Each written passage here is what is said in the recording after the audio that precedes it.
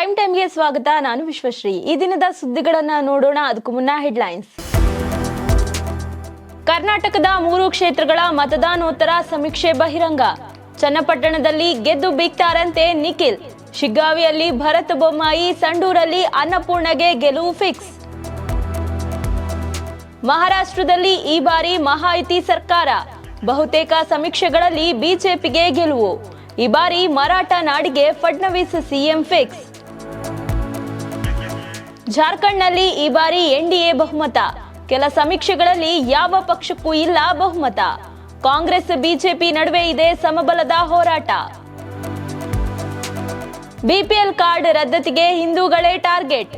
ಕಾಂಗ್ರೆಸ್ ವಿರುದ್ಧ ಯತ್ನಾಳ್ ಸ್ಫೋಟಕ ಹೇಳಿಕೆ. ಹಿಂದೂಗಳ ವೋಟ್ ಬೇಡ ಅಂದಿದ್ದಕ್ಕೆ ಕಾರ್ಡ್ ಕಡಿತ ಅಂತ ಆರೋಪ. ಎಪಿಎಲ್ ಆಯ್ತು, ಬಿಪಿಎಲ್ ಆಯ್ತು, ಈಗ ಕಾರ್ಮಿಕ ಕಾರ್ಡ್ ರದ್ದು. ಕಾಂಗ್ರೆಸ್ ವಿರುದ್ಧ ಕಮಲ ನಾಯಕರು ಕಿಡಿ. ಬಿಜೆಪಿಗೆ ನೈತಿಕತೆ ಇಲ್ಲ ಅಂದ್ರು ಶಾಮನೂರು. ಕರ್ನಾಟಕದ 3 ವಿಧಾನಸಭಾ ಕ್ಷೇತ್ರಗಳಿಗೆ ಉಪಚುನಾವಣೆ ನಡೆದಿತ್ತು. ನವೆಂಬರ್ 23ರಂದು ಪ್ರಕಟವಾಗಲಿರುವ ಫಲಿತಾಂಶದತ್ತ ಎಲ್ಲರ ಚಿತ್ತ ನೆಟ್ಟಿದೆ. ಇದಕ್ಕೂ ಮೊದಲು 3 ಕ್ಷೇತ್ರಗಳಲ್ಲಿ ಎನ್ಡಿಎ ಹಾಗೂ ಕಾಂಗ್ರೆಸ್ ಎಷ್ಟೆಷ್ಟು ಗೆಲ್ಲಬಹುದು ಅಂತ ಕರ್ನಾಟಕ ರಾಜ್ಯ ರಾಜಕಾರಣದಲ್ಲಿ ಭಾರೀ ಚರ್ಚೆ ಆಗ್ತಿದೆ. ಚನ್ನಪಟ್ಟಣ ಹಾಗೂ ಶಿಗ್ಗಾವಿಯಲ್ಲಿ ಬಿಜೆಪಿ ಗೆದ್ರೆ ಸಂಡೂರಲ್ಲಿ ಮತ್ತೆ ಕಾಂಗ್ರೆಸ್ ಗೆಲುವು ಸಾಧಿಸಬಹುದು ಅನ್ನುವ ಚರ್ಚೆಗಳು ನಡೆದಿದೆ. ಇದರ ಮಧ್ಯೆ ಇದೀಗ ಚುನಾವಣೋತ್ತರ ಸಮೀಕ್ಷೆಗಳು ಭವಿಷ್ಯ ನುಡಿದಿವೆ. ಸಮೀಕ್ಷೆ ಪ್ರಕಾರ 3 ಕ್ಷೇತ್ರಗಳ ಪೈಕಿ ಎನ್ಡಿಎ 2 ಹಾಗೂ ಕಾಂಗ್ರೆಸ್ 1 ಸ್ಥಾನ ಗೆಲ್ಲಲಿದೆ. ಈ ಮೂಲಕ ಚನ್ನಪಟ್ಟಣ ಹಾಗೂ ಶಿಗ್ಗಾವಿಯನ್ನ ಜೆಡಿಎಸ್ ಮತ್ತು ಬಿಜೆಪಿ ವಶಪಡಿಸಿಕೊಳ್ಳುವ ಸಾಧ್ಯತೆಗಳಿವೆ. ಇನ್ನು ಸಂಡೂರು ಕ್ಷೇತ್ರವನ್ನ ಕೈವಶವಾಗೋ ಸಾಧ್ಯತೆ ಇದೆ. ಮಹಾರಾಷ್ಟ್ರ ಮತ್ತು ಜಾರ್ಖಂಡ್ ವಿಧಾನಸಭೆ ಚುನಾವಣೆಗೆ ಮತದಾನ ಮುಗಿದಿದ್ದು ಚುನಾವಣೋತ್ತರ ಸಮೀಕ್ಷೆಗಳು ಪ್ರಕಟವಾಗಿವೆ. ಹೆಚ್ಚಿನ ಸಮೀಕ್ಷೆಗಳು 2 ರಾಜ್ಯಗಳಲ್ಲಿ ಎನ್ಡಿಎಗೆ ಬಹುಮತ ನೀಡಿವೆ. ಮಹಾರಾಷ್ಟ್ರದಲ್ಲಿ ಮಹಾಯುತಿ ಮೈತ್ರಿಕೂಟವು ಅಧಿಕಾರಕ್ಕೇರುವ ಸಾಧ್ಯತೆ ಹೆಚ್ಚು ಅಂತ ಸಮೀಕ್ಷೆಗಳು ಹೇಳಿವೆ. ಜಾರ್ಖಂಡ್ನಲ್ಲಿ ಪಿ ಮಾರ್ಕ್ಸ್ ಸಮೀಕ್ಷೆಯು ಇಂಡಿಯಾ ಮೈತ್ರಿಕೂಟಕ್ಕೆ ಬಹುಮತ ನೀಡಿದೆ.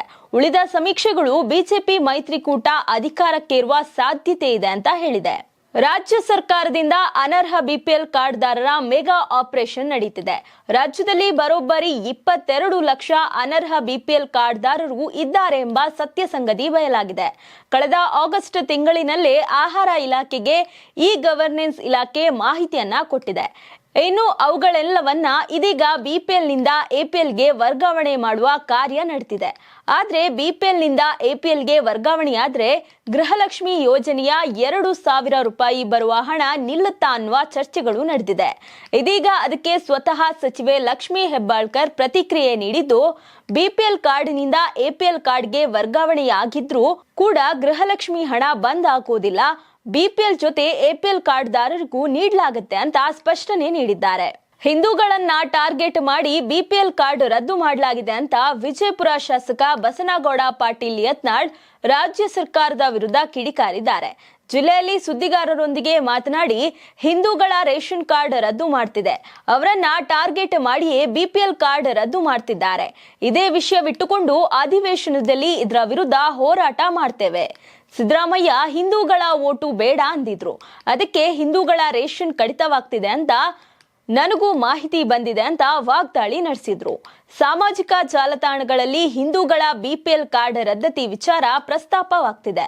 ರದ್ದಾದ ಗ್ರಾಹಕರ ಯಾದಿ ತೆಗೆದುಕೊಳ್ತೇವೆ, ಇದನ್ನ ಇಟ್ಟುಕೊಂಡು ಅಧಿವೇಶನದಲ್ಲಿ ಧರಣಿ ಮಾಡ್ತೇವೆ. ಹಿಂದೂಗಳಿಗೆ ರೇಷನ್ ಕಾರ್ಡ್ನಲ್ಲಿ ಅನ್ಯಾಯವಾಗಬಾರ್ದು ಅಂತ ಆಗ್ರಹಿಸಿದ್ರು. ಬಡವರ ಮನೆ ಅನ್ನ ಕಿತ್ತುಕೊಂಡಿರುವ ಕಾಂಗ್ರೆಸ್ ಸರ್ಕಾರ ಪಾಪದ ಕೊಡ ತುಂಬಿದೆ, ಅದರ ಮಂತ್ರಿಗಳು ನರಕಕ್ಕೆ ಹೋಗೋದು ಗ್ಯಾರಂಟಿ ಅಂತ ವಿರೋಧ ಪಕ್ಷದ ನಾಯಕ ಆರ್ ಅಶೋಕ್ ಹೇಳಿದ್ರು. ಪರಿಷ್ಕರಣೆ ನೆಪದಲ್ಲಿ ಬಿಪಿಎಲ್ ಕಾರ್ಡ್ಗಳನ್ನ ರದ್ದು ಮಾಡ್ತಿರೋ ಸರ್ಕಾರ ಕೇವಲ ಲಂಚಕ್ಕಾಗಿ ಇದನ್ನ ಮಾಡ್ತಿದೆ.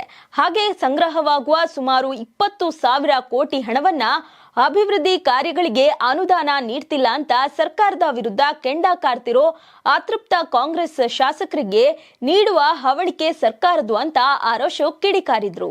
ಬಿಪಿಎಲ್ ಎಪಿಎಲ್ ಕಾರ್ಡ್ ಬೆನ್ನಲ್ಲೇ ಸರ್ಕಾರ ಈಗ ಕಾರ್ಮಿಕರ ಕಾರ್ಡ್ಗಳನ್ನ ಅಮಾನತು ಮಾಡೋಕೆ ಮುಂದಾಗಿದೆ. ಸರ್ಕಾರ ಈಗ 2.46 ಲಕ್ಷ ಕಾರ್ಮಿಕರ ಕಾರ್ಡ್ಗಳನ್ನ ಅಮಾನತು ಮಾಡಿದೆ. ಕಟ್ಟಡ ಮತ್ತು ಇತರೆ ನಿರ್ಮಾಣ ಕಾರ್ಮಿಕ ಕಲ್ಯಾಣ ಮಂಡಳಿಯಲ್ಲಿ ಬರೋಬ್ಬರಿ 38.42 ಲಕ್ಷ ಕಾರ್ಮಿಕರು ನೋಂದಣಿ ಮಾಡಿದ್ದಾರೆ.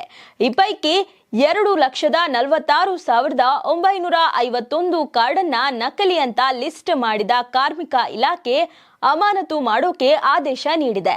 ನಕಲಿ ಕಾರ್ಡ್ಗಳನ್ನ ಮಾಡಿಸಿ ಸರ್ಕಾರದ ಯೋಜನೆಗಳನ್ನ ಲಾಭವನ್ನ ಪಡೆಯುತ್ತಿದ್ದ ಹಿನ್ನೆಲೆಯಲ್ಲಿ ಕಾರ್ಮಿಕ ಇಲಾಖೆ ನಕಲಿ ಕಾರ್ಡ್ಗಳ ಪತ್ತೆಗೆ ಮುಂದಾಗಿತ್ತು. ಈ ಪೈಕಿ ಹಾವೇರಿ ಜಿಲ್ಲೆಯೊಂದರಲ್ಲೇ ಅತಿ ಹೆಚ್ಚು ಅಂದ್ರೆ 1,69,180 ಕಾರ್ಡ್ಗಳನ್ನ ಅಮಾನತು ಮಾಡಿದ್ದಾಗಿದೆ. ನಕಲಿ ಕಾರ್ಮಿಕರ ಕಾರ್ಡ್ಗಳನ್ನ ಅಮಾನತು ಮಾಡಿದ್ರಿಂದ ಸರ್ಕಾರಕ್ಕೆ ಕೋಟ್ಯಾಂತರ ರೂಪಾಯಿ ಉಳಿತಾಯವಾಗಿದೆ. ನಬಾರ್ಡ್ ಸಾಲದ ಮೊತ್ತ ಹೆಚ್ಚಿಸುವಂತೆ ಕೇಂದ್ರ ಹಣಕಾಸು ಸಚಿವರಿಗೆ ಮನವಿ ಮಾಡೋದಾಗಿ ಸಿಎಂ ಸಿದ್ದರಾಮಯ್ಯ ತಿಳಿಸಿದ್ದಾರೆ. ಇಂದು ದೆಹಲಿ ಪ್ರವಾಸಕ್ಕೆ ತೆರಳುತ್ತಿರುವ ಬಗ್ಗೆ ಪ್ರತಿಕ್ರಿಯೆ ನೀಡಿದ ಸಿಎಂ, ಗುರುವಾರ ಕೇಂದ್ರ ವಿತ್ತ ಸಚಿವೆ ನಿರ್ಮಲಾ ಸೀತಾರಾಮನ್ ಅವರನ್ನ ಭೇಟಿಯಾಗೋಕೆ ಸಮಯ ಕೋರಲಾಗಿದೆ ಅಂದ್ರು. ರಾಜ್ಯಕ್ಕೆ ನಬಾರ್ಡ್ನಿಂದ ರಾಜ್ಯಕ್ಕೆ ನೀಡಲಾಗುವ ಸಾಲದ ಮೊತ್ತವನ್ನ ಕಳೆದ ವರ್ಷ 5,600 ಕೋಟಿ ರೂಪಾಯಿಗಳಿಂದ ಈ ವರ್ಷ 2,340 ಕೋಟಿ ರೂಪಾಯಿಗಳಿಗೆ ಇಳಿಸಲಾಗಿದೆ. ಹೀಗಾಗಿ ಕೇಂದ್ರ ವಿತ್ತ ಸಚಿವರನ್ನ ಭೇಟಿಯಾಗಿ ಈ ಬಗ್ಗೆ ಮನವಿ ಮಾಡಿಕೊಳ್ಳಲಾಗುವುದು. ಈ ಮಧ್ಯೆ ಸಮಯಾವಕಾಶವಿದ್ದಲ್ಲಿ ಪಕ್ಷದ ವರಿಷ್ಠರನ್ನ ಭೇಟಿ ಮಾಡ್ತೇನೆ ಅಂತ ತಿಳಿಸಿದ್ರು.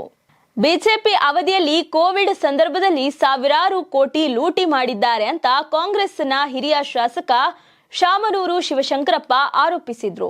ದಾವಣಗೆರೆಯಲ್ಲಿ ಮಾತನಾಡಿರೋ ಶಿವಶಂಕರಪ್ಪ, ಕೋವಿಡ್ ಕಾಲದಲ್ಲಿ ಯಂತ್ರೋಪಕರಣಗಳನ್ನ ಖರೀದಿ ಮಾಡದೆ ಹಣ ತಿಂದು ಹಾಕಿದ್ದಾರೆ. ಆಗ ಬಿಜೆಪಿ ಮಾಡಿದ ಅವ್ಯವಹಾರ ಈಗ ಬೆಳಕಿಗೆ ಬರ್ತಿದೆ ಅಂದಿದ್ದಾರೆ. ಹಿಂದಿನ ಬಿಜೆಪಿ ಸರ್ಕಾರಕ್ಕೆ ಕೋವಿಡ್ ಕಾಲದಲ್ಲಿ ಎಲ್ಲರಿಗೂ ಲಸಿಕೆ ಕೊಡೋಕೆ ಆಗಿಲ್ಲ. ನಾವು ನಮ್ಮ ಕುಟುಂಬದಿಂದ 6 ಕೋಟಿ ರೂಪಾಯಿ ವೆಚ್ಚದಲ್ಲಿ ಕೋವಿಡ್ ಲಸಿಕೆ ವಿತರಿಸಿದ್ದೆವು. ಇದೇ ಕಾರಣಕ್ಕೆ 40% ಭ್ರಷ್ಟಾಚಾರ ಎಂದು ನಾವು ಬಿಜೆಪಿ ಸರ್ಕಾರವನ್ನ ಕರೆದಿದ್ವು. ಈಗ ನಮ್ಮ ಸರ್ಕಾರದ ವಿರುದ್ಧ ವಾಗ್ದಾಳಿ ನಡೆಸೋಕೆ ಬಿಜೆಪಿಗೆ ಯಾವ ನೈತಿಕತೆ ಇಲ್ಲ ಅಂತ ಶಾಮನೂರು ಕಿಡಿಕಾರಿದ್ರು. ಕೇಂದ್ರ ಸಚಿವೆ ನಿರ್ಮಲಾ, ನಳಿನ್ ಕುಮಾರ್ ಕಟೀಲ್ ಸೇರಿದಂತೆ ಮತ್ತಿತರ ವಿರುದ್ಧದ ಚುನಾವಣಾ ಬಾಂಡ್ ಹೆಸರಿನಲ್ಲಿ ಸುಲಿಗೆ ಆರೋಪ ಪ್ರಕರಣದ ತೀರ್ಪನ್ನ ಹೈಕೋರ್ಟ್ ಏಕಸದಸ್ಯ ಪೀಠ ಕಾಯ್ದಿರಿಸಿದೆ. ದೂರುದಾರ ಆದರ್ಶ್ ಅಯ್ಯರ್ ಪರ ಹಿರಿಯ ವಕೀಲ ಪ್ರಶಾಂತ್ ಭೂಷಣ್ ವಾದವನ್ನ ಮಾಡಿದ್ದಾರೆ. ನಳಿನ್ ಕುಮಾರ್ ಕಟೀಲ್ ಪರ ಹಿರಿಯ ವಕೀಲ ಕೆಜಿ ರಾಘವನ್ ಪ್ರತಿವಾದ ಮಾಡಿದ್ರು. ಈ ವಾದ ಪ್ರತಿವಾದ ಆಲಿಸಿದ ನ್ಯಾಯಮೂರ್ತಿ ಎಂ ನಾಗಪ್ರಸನ್ನ ಅವರಿದ್ದ ಹೈಕೋರ್ಟ್ ಏಕಸದಸ್ಯ ಪೀಠದ ತೀರ್ಪನ್ನ ಕಾಯ್ದಿರಿಸಿದೆ. ಇನ್ನು ಪ್ರಕರಣದ ತನಿಖೆಗೆ ಜನಪ್ರತಿನಿಧಿಗಳ ವಿಶೇಷ ಕೋರ್ಟ್ ನೀಡಿದ್ದ ಆದೇಶಕ್ಕೆ ತಡೆಯಾಜ್ಞೆಯನ್ನ ವಿಸ್ತರಿಸಿದೆ. ಸಂಘರ್ಷ ಪೀಡಿತ ಮಣಿಪುರದಲ್ಲಿ ಬಿರೇನ್ ಸಿಂಗ್ ನೇತೃತ್ವದ ಎನ್ಡಿಎ ಸರ್ಕಾರ ಸಂಕಷ್ಟಕ್ಕೆ ಸಿಲುಕಿದೆ. ಹಿಂಸಾಚಾರ ನಿಯಂತ್ರಿಸುವಲ್ಲಿ ವಿಫಲವಾಗಿರುವ ಮುಖ್ಯಮಂತ್ರಿ ಬಿರೇನ್ ಸಿಂಗ್ ವಿರುದ್ಧವೇ ಪಕ್ಷದೊಳಗೆ ಅಸಮಾಧಾನ ಬಹಿರಂಗವಾಗಿಯೇ ಸ್ಫೋಟಗೊಂಡಿದೆ. ಎನ್ಡಿಎಗೆ ನೀಡಿದ್ದ ಬೆಂಬಲವನ್ನ ಎನ್ಪಿಪಿ ಹಿಂಪಡೆದ ಹಿನ್ನೆಲೆಯಲ್ಲಿ ಮುಂದಿನ ಕಾರ್ಯತಂತ್ರದ ಕುರಿತು ಚರ್ಚಿಸೋಕೆ ಸಿಎಂ ಬಿರೇನ್ ಸಿಂಗ್ ಕರೆದಿದ್ದ ಎನ್ಡಿಎ ಶಾಸಕಾಂಗ ಪಕ್ಷದ ಸಭೆಯಲ್ಲಿ 27 ಮಂದಿ ಹಾಜರಿದ್ರೆ 19 ಮಂದಿ ಗೈರಾಗಿದ್ರು. 7 ಮಂದಿ ಶಾಸಕರು ಮಣಿಪುರವನ್ನೇ ತೊರೆದಿದ್ದಾರೆ. ಸಭೆಗೆ ಗೈರಾಗಿದ್ದಕ್ಕೆ ಕಾರಣ ಕೇಳಿ ನೋಟಿಸ್ ಜಾರಿ ಮಾಡಲಾಗಿದೆ. ಬಹಿರಂಗವಾಗಿ ಅಸಮಾಧಾನ ಸ್ಫೋಟಗೊಂಡ ಬೆನ್ನಲ್ಲೇ ಸರ್ಕಾರ ಉಳಿಯುತ್ತಾ ಅಥವಾ ಮುಖ್ಯಮಂತ್ರಿ ಬದಲಾಗ್ತಾರಾ ಎಂಬ ಪ್ರಶ್ನೆ ಇದೀಗ ಎದ್ದಿದೆ. ಇವಿಷ್ಟು ಈ ದಿನದ ಸುದ್ದಿಗಳು. ನೋಡ್ತಾ ಇರಿ ಕರ್ನಾಟಕ ಟಿವಿ, ಇದು ಕನ್ನಡಿಗರ ಧ್ವನಿ.